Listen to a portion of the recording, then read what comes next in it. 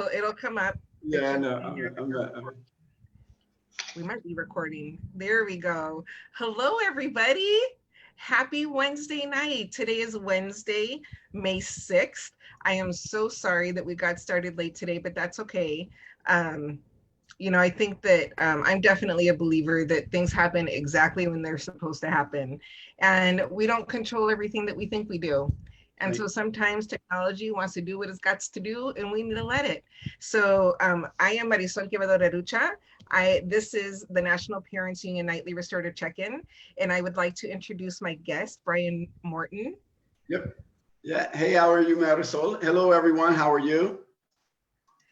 I am doing great. I am doing great. Before we get going, I just, as always, just want to recognize my grandparents, my parents, my husband, my daughters, my grandbabies, and all of my ancestors, all of my friends, everybody that has poured into me.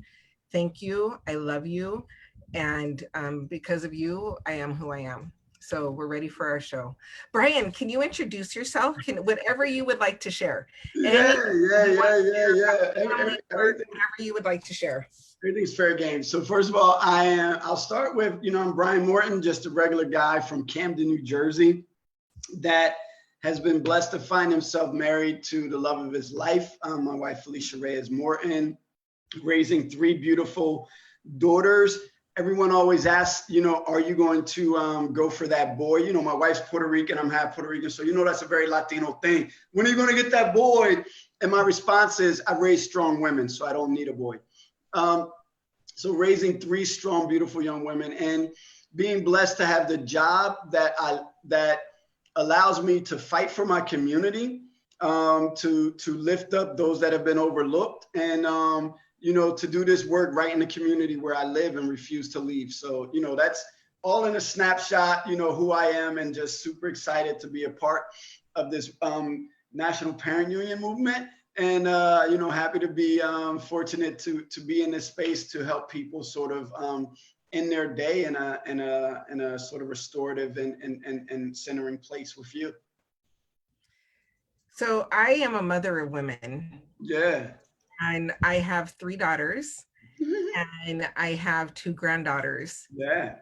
And there is, I think it was really, I would say within the last 5 years or so, probably closer to when I became a grandmother, that I really began to see the how women are creators, because right, like we receive like we're like, and I don't, there's no disrespect to men at all, but women receive and grow and nurture and give birth to life, and that power, and to be a woman who who then gives birth to women who are creators and granddaughters, like that's a really powerful thing. See, men may in today's society, right? Because we understand that the entire matriarchal, patriarchal scales have been, tipped out of alignment when we became a Western civilization. But men may have the ability to lead nations. Women have the great ability to birth nations, right? So all that we see in front of us, has come through, a woman. And so to have been fortunate to, be blessed with 3 daughters that I can see as going on to birth nations, is a great honor. And having been blessed with, because I'm like, God loves me, because having daughters really tempers a man in a way that having sons can never do. And so to have that ability to be able to teach them to, nurture their soft sides, but at the same time, give them the ability to know that they have the right to stand in any room with any man or any person, regardless of where they're from. That I take that very seriously, I do, because I take it very seriously, Marisol, and I'll never forget, and this is for all my children, when they first handed me my babies, the possibilities for them were endless in that moment. The moment they touched your hand, right, it's like sparks flew, right? The Big Bang. You saw everything possible for them. So why would I raise them with limitations? And so it's an honor. It's a blessing. It's so much fun. And I take that part of my duty seriously, which really empowers me and encourages me to run hard, run faster, fight harder in this education space, you know, not just for them, but for others, because I want for others what I want for them. So. Well, and you know, and I know that I know that you feel this also, but I want my daughters to lead nations as well. Like I that and this is where I think the partnership comes in, because men and women were partners. Right. And in that partnership, and people who refer to themselves as they, you know, our transgender community, there's to me there's this partnership. Yeah. And I think, you know, with women, like physically we're not as strong as men. And there are things, I mean, so there needs to be that partnership. And I think there's things that also just kind of naturally, but it's a partnership. It is, because we need each other. You know, there are different parts in our spirit and in our energy that nurture and feeds the other part, right? It's like that magnet, right? The opposite has to attract. Like we've been quarantined here in Jersey since March 14th, and I had taken my kids out of school a week before that. So we're almost, you know, 2 full months. And, you know, you find yourself, the littlest things start, you know, like sort of setting you off. And so today, out of nowhere, you know, I thought me and my wife were having a disagreement, but we really weren't, right? And when she just touched me, right? Like just put a finger on me, right? Like that quote from the Bible, like if I can only touch the cloak of like Jesus's garment, like the hem of his garment, I'll be made whole. And she just touched me, and instantly I felt so much like better and whole. And it is that same in our regular living. Like if we accept that we need partnerships, that we need collaborations to accomplish the things that we want, you know, I think, you know, the achievements become limitless. But I think as a society, we can grow and grow beyond these sort of artificial roles we've placed, or role limitations, or within male and female buckets. Because, you know, women, to your point, women led civilizations just as men. Not only did they birth them, but they led them. And some of our greatest leaders historically, you know, were women.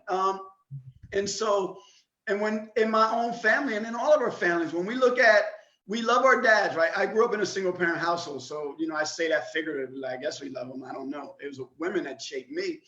But it's our mothers and our grandmothers, when we think about the ones that sort of instilled in us, that took that opportunity when we were kids to like know those little quirks. Like, you know, your children and grandchildren's idiosyncrasies and quirks that make them unique. And they're going to appreciate that abuela, you know, and mom knew that about them. And that is going to always give, I think, women and our mothers a special place. And if we were more in touch with that, we wouldn't have these biases in our workplace that we have. And that's always blown me away, that we could have so much love and respect in our households and admiration and pedestal placing for women, and then tear it down in our workplace and in communities. And so, you know, I believe deeply in it, and I want my daughters to know that that is how they are to be treated, but that it is their right as a woman to nurture and bless the communities that they're a part of. And it's that give and take that you were talking about, I think. And you know what I think is so important and beautiful about the partnership is a friend of mine told me, he said, you know, women connect face to face, yeah, and men connect shoulder to shoulder. mm-hmm. So, and I think, you know, to be able for men and women Yeah, to learn how to connect in both ways. yeah, And just like you're also talking about it, making that connection to community. yeah, Like, so it's both like it's here, it's the connection here that I think happens here, right, like heart to heart, mind to mind, like that connection. But yeah, then when you take that action, you know, you take that to, and I think the action is really important, but I think also like the physical action. that's right. And I think that's why like, so like doing things physically together is really important. Yeah. and it is important, right? Because I think it also helps to break down the taboos around gender.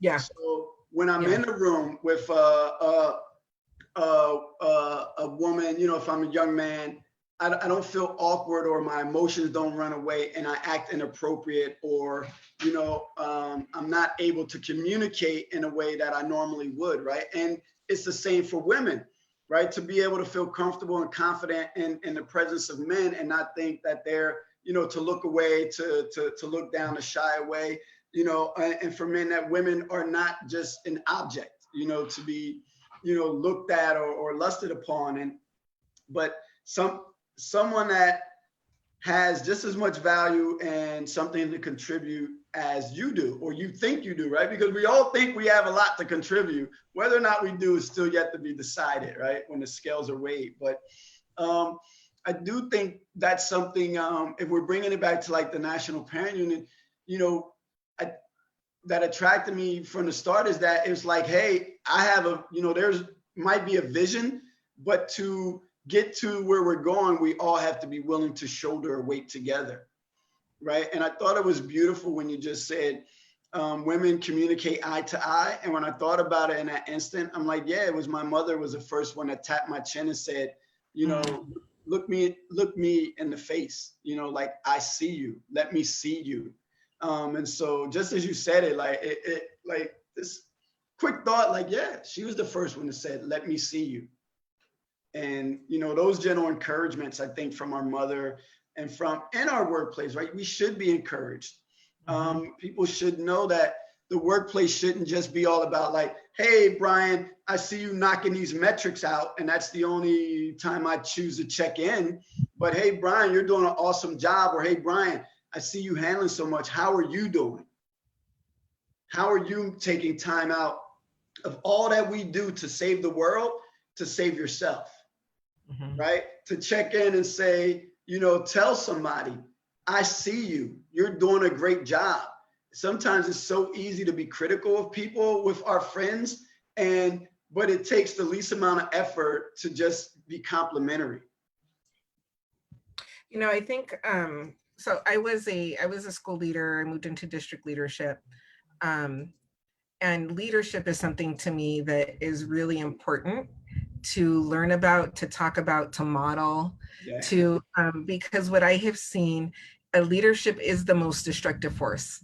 Like if you want something to destroy your, you know, if there's something that can destroy your school community, your organization, it's really, it's harmful leadership. It's people who are acting from ego, who are acting from a place of their own pain and their own needs, as opposed to, and so you know what you're talking about, somebody that can do that as a leader is somebody that recognizes and recognizes that organizations, that teams are not made up of one person, that it's a group of people, and that every person at every level, regardless of their education, regardless of what degrees that they've obtained, but every person has phenomenal value and has something to teach you. And every person should have a voice in the decisions that are being made. But when you have people from leadership that, you know, they're really about getting that plaque, they're about the salary, they're about other things, and again are acting from the place of ego or pain, then they can't see that. So they're not going to stop and ask you, how are you doing? Like, you know, like for real, like, what, how are you, and how are you taking, you know? So I think there's some leadership issues, but great leaders, I think, you know, like the modeling, the conversations that can happen, the learning, when you are exposed and you work with a great leader, oh my goodness. Yeah.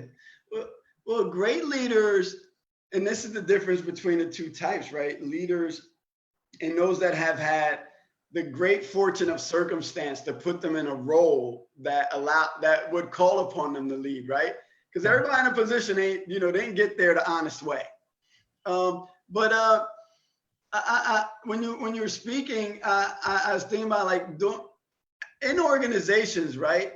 It's funny because when we do a job interview, we have a need in our organization, right? And we're looking for somebody to, in essence, like come save us. Like, hey, I need somebody to do this. But we sort of flip that and make people feel like they should be lucky to come work in our organization, right? And that is a bad leader and a bad organization. Mm-hmm. I let all my staff know, hey, I am looking for somebody that has these talents, because currently as a leader in the organization, I can't do it and the organization can't do it. So for us to move forward to the next level, we need that person, and we hope it's you, show me that it is. And so that everybody coming into, Parents for Great Camden Schools understands that to achieve our end, we can't do it if Lena isn't there, if Shirley isn't there, if Andy, if any one of us isn't there. We might keep moving down the track, but the actual timeline for success just keeps moving down the track too, right? So I really, as a leader, I think we should really reinforce that we are looking for people to bring into our organizations to make us better, to help us achieve our mission and our visions. And if we have that type of conversations from the beginning, I think it becomes easier to check in on each other. I think it becomes easier for a newcomer to say, hey, I see what we've been doing, but can I just offer this suggestion? And the thing that restricts us from opportunity and condemns us to repeated failure is individuals that are comfortable with going into a system and just thinking how that system has and calling it best practices. We need to be open to innovative ideas, to fresh ideas, and that only comes when we bring people in, right? We can't. And anybody that does that, that leader, there's an expiration date on his job. Well, hopefully, because I see people. Yeah, November 3rd, 2020. So I want to go back a little bit to parenting, because I love and I like, obviously you are doing your work because of the love and the hope that you have for your kids. Yeah. And probably also like the disappointment and of the failure of some of our systems. Yeah. But just as a dad, what's your greatest fear in raising daughters? Well, my greatest fear is that they would meet some immature kid that was me when I was me back then, right? And that goes back to that we don't have honest conversations around sexuality, right? Which is very different than sexualness, right? We don't have these conversations. We make them taboo, which I think really sets children up to learn on their own, right? And we know that the part of the human brain that makes rational decisions, right? That can make rational decisions doesn't come in until they're in their early 20s. Yeah. Right? So they can have all the information in the world, but they don't necessarily have the faculty to weigh that. So for me, it's my greatest fear is that my daughters, because I live in the hood and I'm never going to leave the hood, right? And so therefore I'm going to make the hood better. That's my motto, right? Is that others won't share that same belief in raising their children, and that I would have to live a life because, the house that you're interviewing me in, I was born upstairs almost 50 years ago, right? And that's a legacy. That's like when you thank your grandparents and your parents, right? You are the next link in the chain. And so I'm the next link in my daughters. So I want to raise them so that they're not transient, so that they don't grow up with memories of where we came from, but memories of where we are and what we're a part of. And to do that as a community, we have to become responsible in raising our young men and not being so, forgiving and excusatory, of boys will be boys behavior, right? As a father raising daughters, I understand how traumatizing and detrimental the boys will be boys attitude was that I was allowed to get away with throughout my teenage years. Not only to others, but to myself as well. So how do you, from that seat that you sit in and the experience that you have as a father, how do you contribute to that work? Yeah, right. So in my household, it's being present, right? It's being present. It's making sure that I love them as a whole, but I make sure that I respect them as individuals, Mhm. right? That Sage gets Sage time, Ruby and Bella get Ruby and Bella time, right? And then I make sure that as a family, and we're not showing it off for anybody, right? But that we allow our life to be an open book for our neighbors and for our community, right? So that someone else, me and my wife both grew up in single parent homes, right? And we're determined that our children will never have that fate. And so if we can be an example to our children's friends or to other children in that yeah, it is possible to be successful, to be college educated, to be married, to raise a family, and to do it in what we call the hood, then that's part of my role. And then another part, right? We outside of this education landscape, I run a baseball league, so I coach, and I coach 5-year-olds t-balls, and I coach girls softball, right? And it was really important for me because introducing like the rules of play is something that when we were going through the war on drugs in our communities and the nuclear family became, nuclearly imploded in the urban community, certain rules stopped getting passed down from generation to generation. And one of them was, how do we play? Right? What are the rules to hopscotch?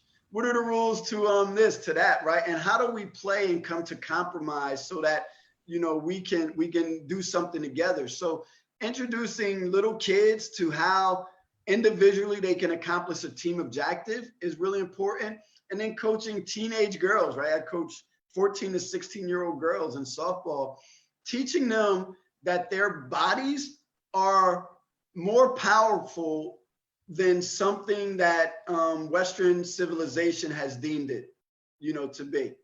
That you can use your body in a non-sexual way and still have pleasure, right? Still have a sense of gratification around that, that demands respect that isn't physical in nature, right?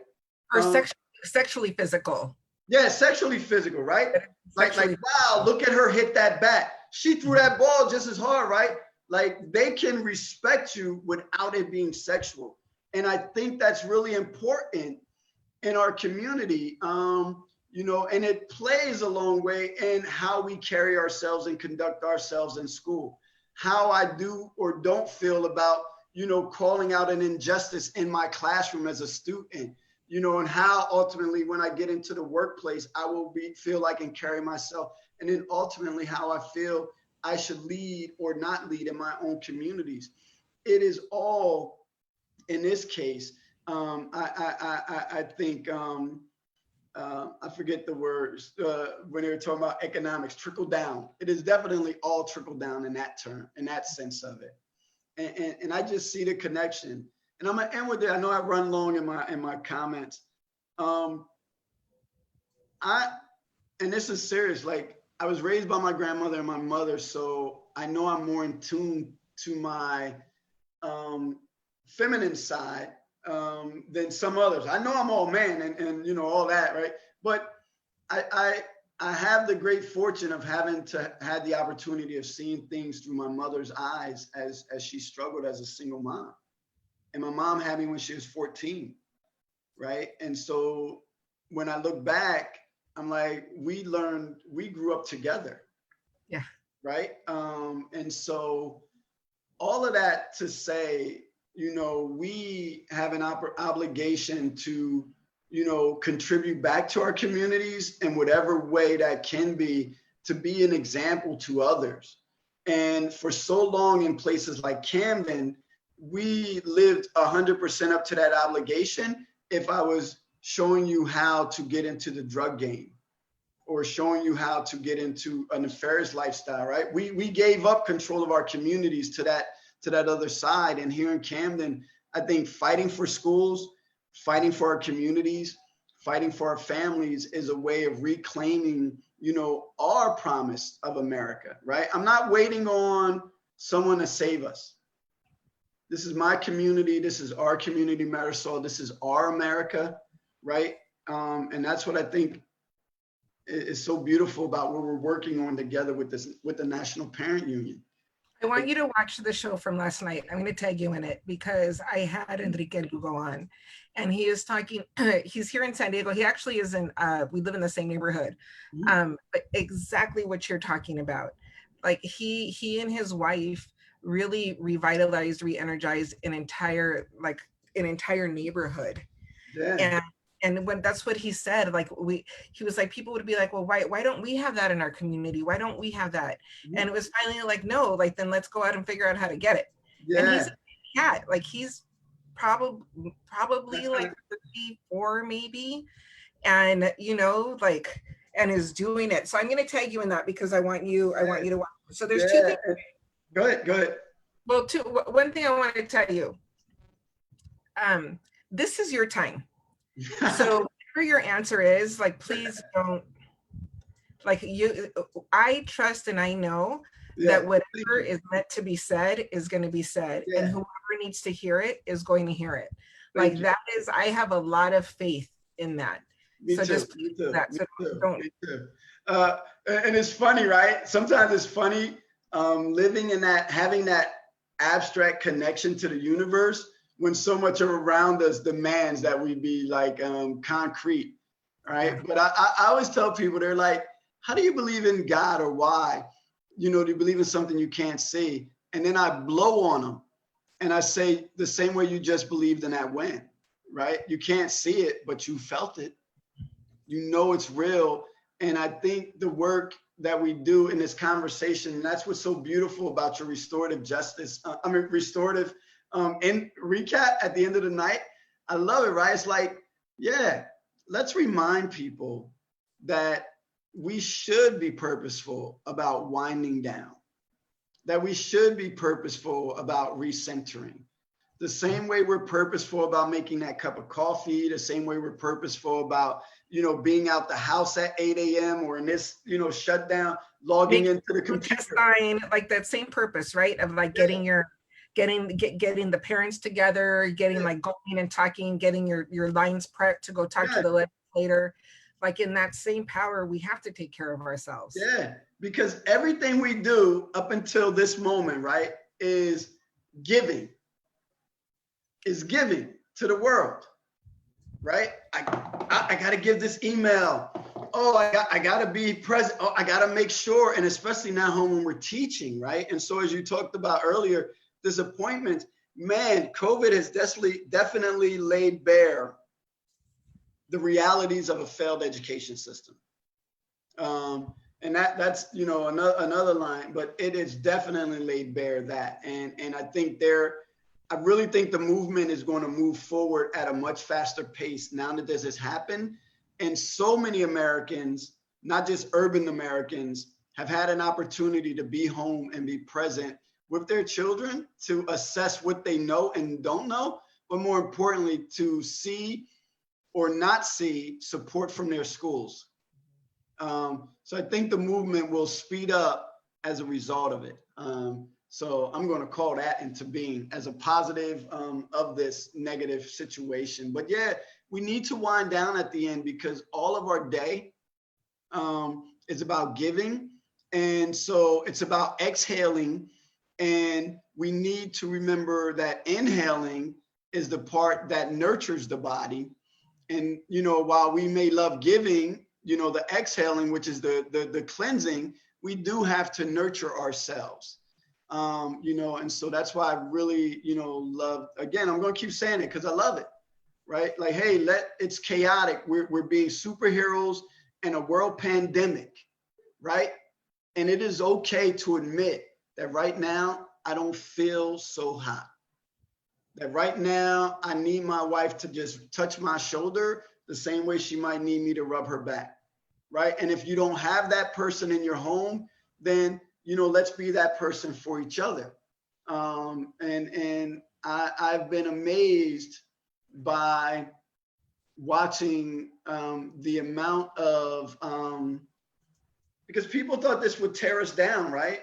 But the amount of restoration in the communal fabric as a result of this crisis has really reinforced what has made people call me and you fools for doing this work, right? Because we fight dragons in spite of what the world has shown us, right? Because we believe in fairy tales. And you know what? One of the other positive unintended consequences of COVID is it has proven that the human spirit is still alive and just as resilient. And that we are all, that there's a part of us that still needs someone else. Yeah. Right. That's been the amazing part for me. And I you know, I love watching people, watching systems, watching it all. And I think that's something. So while we may be worried about finances and all that, right? The very things we were worried about before, our connections as humans, right, is on the hill. So I know the finances are scary, but sit back and watch this beautiful thing happening in our homes, in our communities, and all around us, right? As we are figuring out ways to rally and support each other throughout this time. And so that's always beautiful. And so I think it's important for people to end their day breathing in, admiring who they are, loving themselves, recognizing that as much as they give, they have a right to receive. And then, you know, sitting and resting on that, you know, before beginning another day. And so usually on the show, I'm glad that you brought up breathing, because I usually do the same breathing technique. But because we started late, I skipped it. So thank you for reminding me. I want everybody, please don't forget to do your 4-7-8 breathing technique before you go to sleep tonight. So 4-7-8, 4 seconds inhale, 7 seconds holding, 8 seconds exhale. And who are these beautiful women? Say hi. Hi. This is Ruby. Hi, Ruby. This is Sage.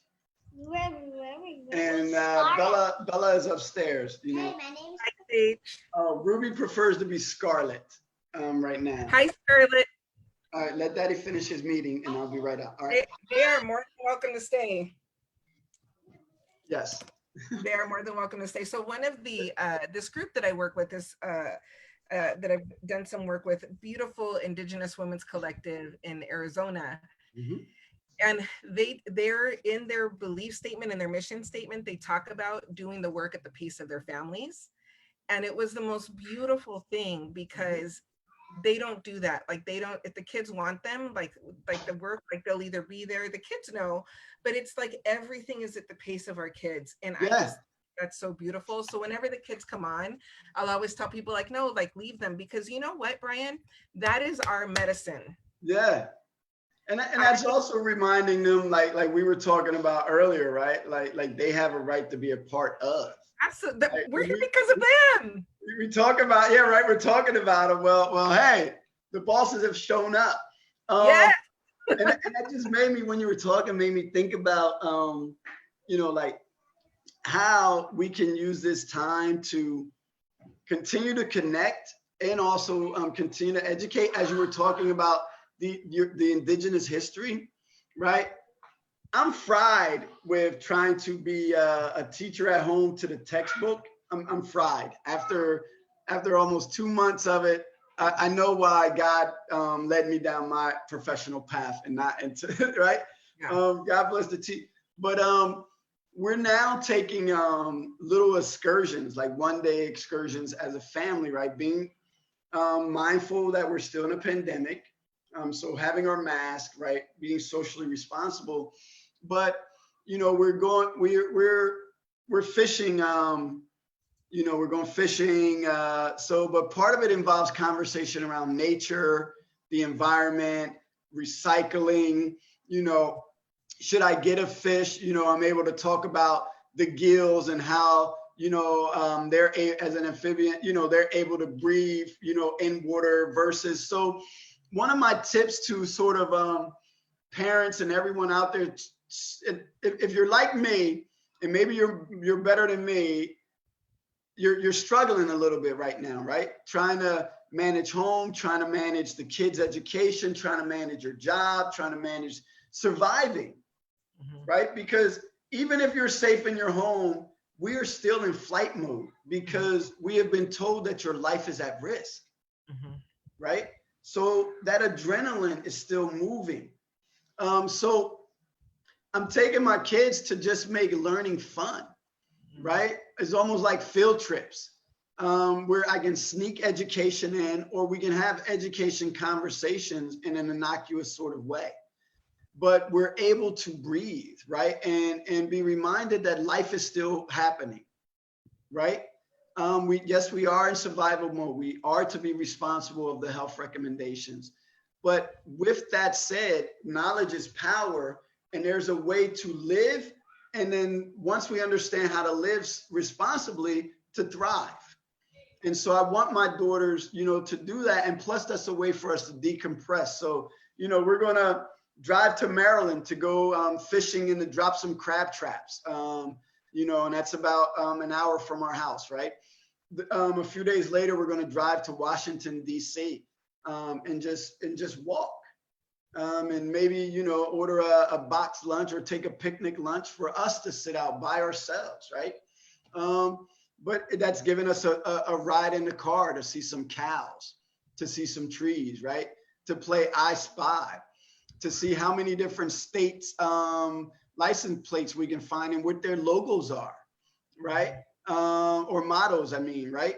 So there's a bunch of things happening all around us that lend themselves to education, to improving kids' vocabulary, increasing their articulation, to reinforcing math groupings. I mean, rhyming sound games. Every kid of every age, that's what's that game? Yahtzee, right? Let's bring out the board games because they reinforce counting, right? And order of operation, in addition to giving the family time together.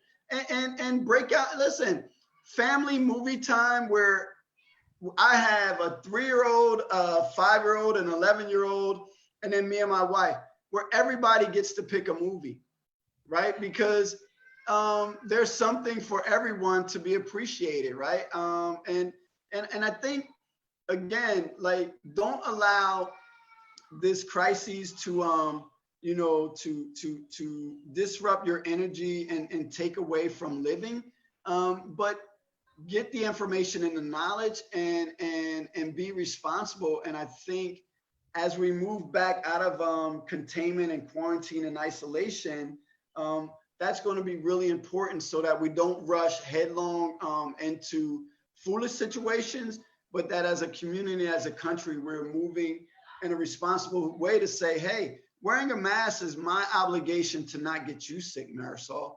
And you wearing one is your obligation to not get me sick. And if I can recognize that inherent, that the Constitution and all of this life isn't set up for me to benefit from me, but for me to benefit through us as a community, if that makes sense. And sometimes I say things that don't make sense to anyone other than me, but like, I shouldn't be profiting it shouldn't just be about me. We have it. Well, but that's where capitalism comes in, right? Yeah. Bang. Which is about the individual. But I think, and I think about that, I think what would be really beautiful is if we can take that concept of I put the mask on for you as much as for myself. And I trust that you're putting your mask on in your family to take care of me and my kids and my grandkids as well, that we expand that to things like the way that we drive.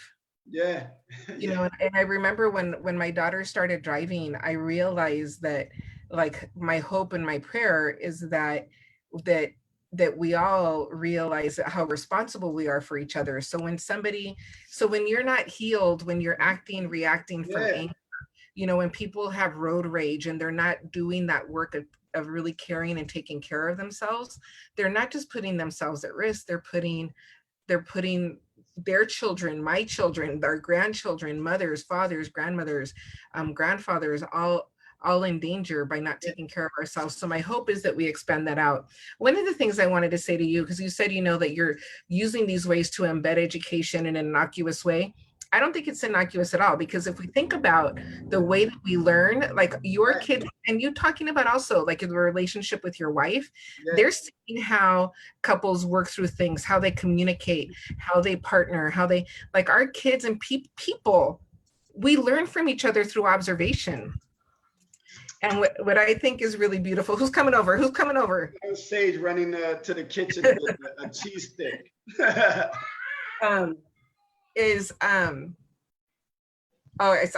thought she was coming. I got super excited. I lost my train of thought.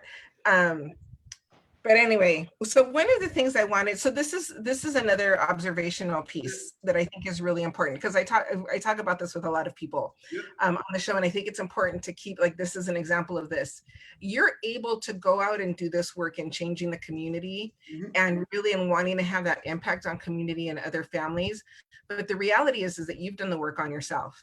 And every minute that you're home with your family, every minute you're continuing to do that work in partnership with your wife and with your kids. Like you're continuing to evolve and grow. So yes, you're doing that work out in the community, but you're doing that work at home.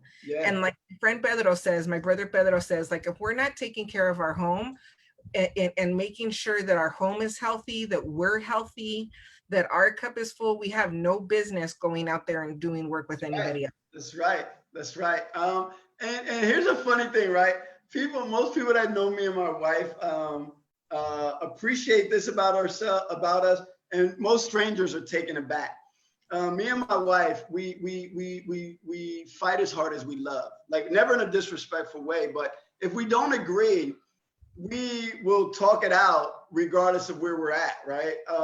And so that's like one of the coolest things. Like my daughter was like, man, you and mommy are always debating each other. And I'm like, yeah, you know what? Because we can be in love and agree on so much, but that doesn't mean that you blindly have to go along with things that you aren't real or don't believe in. Right. So, and that's like one of the coolest things, like I think we get to do, is to show people to use that as an example. And by the way, our marriage therapist told us, like, it's healthy. Like, hey, if there's an issue, work through it. Otherwise you're building it up, you're storing it up, and then it manifests itself in a way that it wasn't intended. Like he left the toilet seat up and now you're ready to cocotazo it. Right. I like that. And so when she said that, I said, no, when something's not right, you can't ignore it and hope that it will get better on its own. You have to be fearless enough to face it. And then if those around you are foolish to not want to hear your advice, then you know what your next steps are. Right? So you can't live your life on a hope and a prayer when there are ways to get to the answers you need that allow you to keep moving forward and will allow the work to continue. Well, and part of what it is like, it's moving, it's acting. So you can't just, like, there's not, like, the universe, creator, God, like, will provide. Will also provide for us, but it won't provide if we're not doing anything. If we're not taking steps towards our own goals. Like, we got to take the steps. Like, there's nothing magical. There is magic in it, but it's not gonna just happen on its own. So in talking about how people are doing, and I think also, like you're saying, like, it's time to be, like, patient with yourself. Like, we are in a time that has not existed for over 100 years. That's so like, this is something that our grandparents hadn't been through, really. So how are you doing with the times? Oh, I am so looking forward to tomorrow, because I'm literally shutting down, because there's a bunch of us that have been working every day, and in some instances the workload has continued to increase just like it would if there were no COVID reality. But there are the additional realities of like the home environment. So I definitely know that I am at a point, and that's why I think it's important for people to be in touch with themselves. Like I am at a point that I know I need to shut down. Like say, hey, work at this point will be okay if Brian takes a few days. Yeah. So I'm great. The work is great. But I really am making sure that I'm mindful of my physical health the same way I'm mindful of wearing gloves and a mask when I have to go grocery shopping for my family. And so that if there's a message I can give to people is like, listen, the mask and the gloves we're wearing are sort of like physical manifestations of the care we should be taking regularly with ourselves. So the same way you put that mask and glove on to make sure you are okay against external threats, be doing that same type of inventory, self-inventory to make sure, you're not making yourself vulnerable. Because I when I worked with at-risk youth, I used to do this didactic relaxation component, right? Like teaching them breathing and meditation.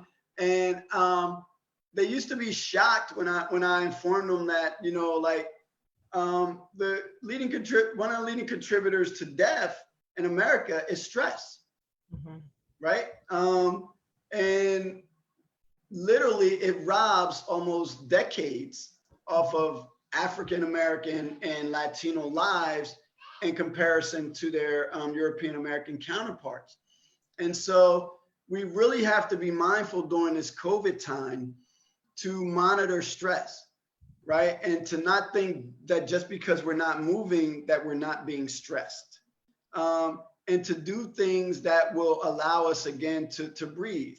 If it's just walking, me and my family the other day, we walked around a couple parks in our neighborhood. We didn't play on playgrounds, but we went to the parks because we said, here's our challenge. Can we go to 3 parks and make bouquets by finding 4 different types of wildflowers at each park? So 4 parks, 4 different bouquets made up of 4 different, flower species. And it was just a way to walk and breathe and laugh and joke. So I'm going to always, tell people like, hey, take time for yourself and make time for your family. And if you're doing those 2 things, then I think, we really will be okay, Marisol. I think that is a really beautiful example of ways to connect while still being safe. But and also like you were talking about there's science in that, to continue the education. It's such a beautiful, beautiful thing. Yeah. So are you down to do the breathing technique so we don't leave people hanging? I'm down. Okay, so let me get my timer set. So I'll explain it. So it's a 4-second inhale, and then a 7-second hold, and then 8-second release, and then I'll do the time. So I'll count the time for us. Okay, so go ahead and exhale. Exhale. And then inhale, 2, 3, 4, hold, 2, 3, 4, 5, 6, 7, release, 2, 3, 4, 5, 6, 7, 8. Inhale, 2, 3, 4, hold, 2, 3, 4, 5, 6, 7, release, 2, 3, 4, 5, 6, 7, 8. Inhale, 2, 3, 4, hold, 2, 3, 4, 5, 6, 7, release, 2, 3, 4, 5, 6, 7, 8. Inhale, 2, 3, 4, hold, 2, 3, 4, 5, 6, 7, release, 2, 3, 4, 5, 6, 7, 8. So that's our 4-7-8 technique. You do it Yeah, 4 times. yeah. And how do you feel? I feel awesome. As you were breathing in, I was making myself bigger, and because you can feel it. You can literally feel yourself cleansing. And so thank you for ending that way with me. I know you normally start, but like you said, things happen for a reason. So thank you for ending that way with me, and thank you for inviting me to share this space with you and the others watching us tonight. And Brian, I just have to tell you, we met at the parents union, and you went into that room with me and I don't know 6-7 other people to hammer out some stuff. And I have I have a lot of love and respect for you. So when they coordinated to get you on the show, I was like, Yeah, yeah. yeah, it's mutual, and I'll admit, I've been watching it. I'm like, hey, I'm waiting for my call, yo. I was about to like, yo, what a brother got to do, You could have Same, been on earlier. You could have been on earlier. yeah, same. And you remind me of Mother Earth. Like every time I see you, I just feel full, man. I don't know how to explain. Like you every time I see you, I smile, literally. Like there's a vibe about you, and from going in that room, and we were strangers, but I didn't feel alone, right? So it's awesome. And again, congratulations, man. This is exciting, and that's how you know that this is right and we are in the right time, because the work is taking off in a way that's not being forced. Like the times are calling for the work. So continue, to be diligent, to be mindful, and again, continue to remind us, to take time for ourselves. Absolutely. If you want to come back, just let us know. If you and your wife want to come on, let us Yeah, know. Like, we can have our problem solving for that now. absolutely. Yeah, I appreciate you. I am sending you a lot of love. same Please here, same back at you. post pictures of your adventures with your family. Yeah, I cannot wait. So we'll yeah, say good night absolutely. from here. Good night, everybody. Thank you for joining us. Tomorrow's Thursday. So we Yeah, have our youth are coming back tomorrow. So back by popular demand, we're gonna have our youth come back. Thank you. yeah. Have a good night, everybody. Thank you, Good night. Brian. Namaste.